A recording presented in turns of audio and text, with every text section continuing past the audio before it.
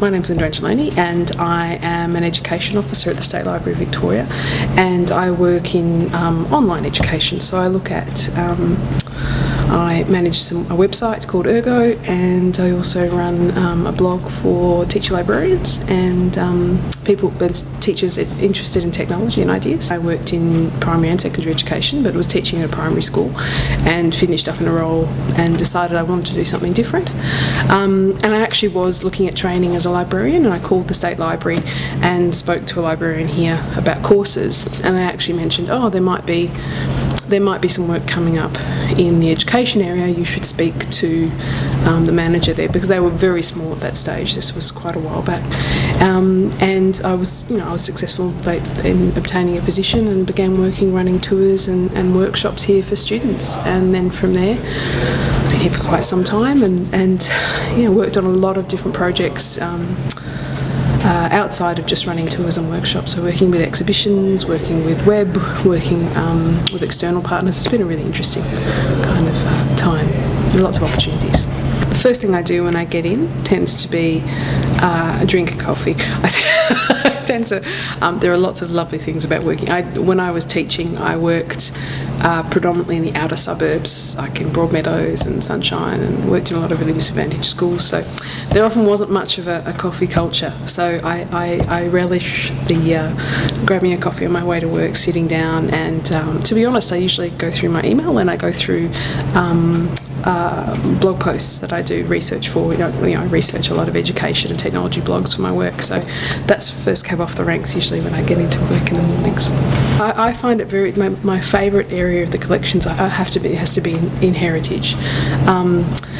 There is nothing like the buzz of going in and looking at a newspaper from the 1800s from around colonisation, or looking at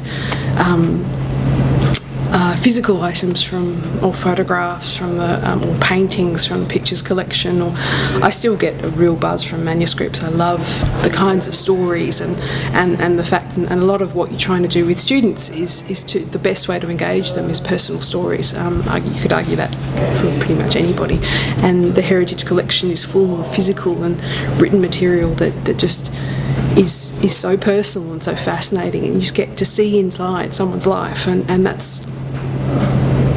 it's perpetually fascinating and interesting and challenging and exciting. So I love kind of having the opportunity to pass that on to that enthusiasm and joy onto students. And I love that about the collections. One of my favourite items, talking about how objects can really speak to you about stories, is there's an item which is John Batman's daughter. One of her dolls, and it's a very fragile item from the pictures collection,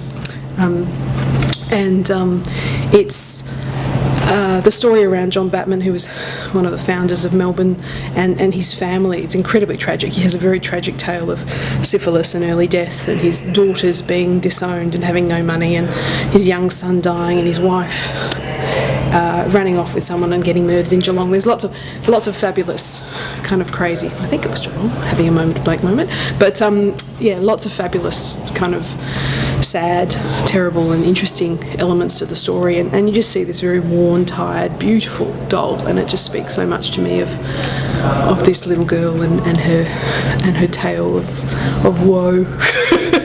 Which would have been so common for so many women and female children in colonial times. So, one of my favourite items.